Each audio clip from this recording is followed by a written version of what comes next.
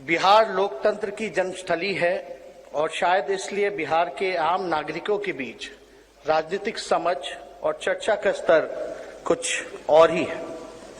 बिहार की जागरूक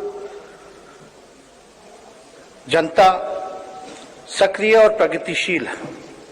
गली कुचे मोहल्ले में लोगों के बीच आम वार्ता में भी उत्साह है और परिपक्वता है।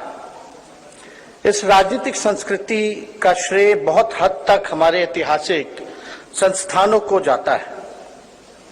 आज के समारोह में मैं सबसे पहले बिहार की जनता को शुभकामनाएं देना चाहता हूं कि उन्होंने ऐसे संस्थानों में भरोसा बनाए रखा, बढ़ चढ़ करके राजनीतिक प्रक्रिया में भाग लिया और जवाबदेही मांगी है।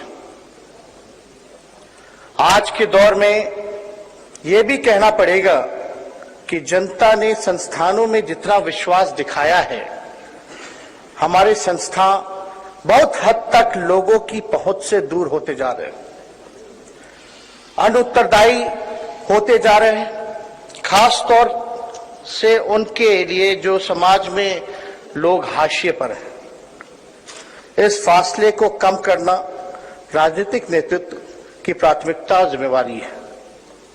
5 साल में वोट देन लेन से पड़े हमें सोचना होगा कि कैसे सार्वजनिक और राजनीतिक रूप से संस्थाओं में एक खुलेपन और संस्कृति स्थापित की जाए।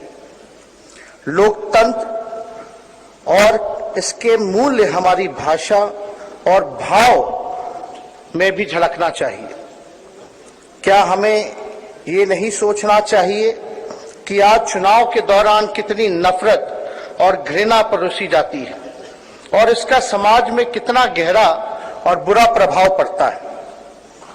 आज यह बात भी आम सरोकार है कि राजनीतिक संस्थाओं या तो कमजोर की जा रही हैं, नियम विनियम मानदंड मर्यादा के तकाजों को ताक पर रख उनकी बाहें मरोड़ी जा रही है।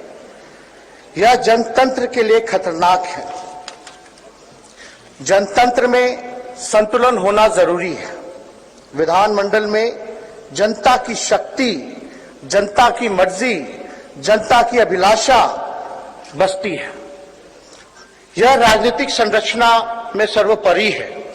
इसके बिना प्रशासन चलाया जा सकता है, पर वह जनतांत्रिक नहीं होगा। राज्यों की अपनी पहचान रही है, स्वतः रही है, अपनी प्राथमिकताएं रही हैं। केंद्र और राज्यों में तेजी से बदलते रिश्ते पर भी आज गंभीर सोच विचार करने की जरूरत है, क्योंकि अगर हमने गंभीरतापूर्वक अभी विचार नहीं किया तो इसके परिणाम दूरगामी होंगे और संवैधानिक ढांचे को चोट पहुंचाए जाएंगे।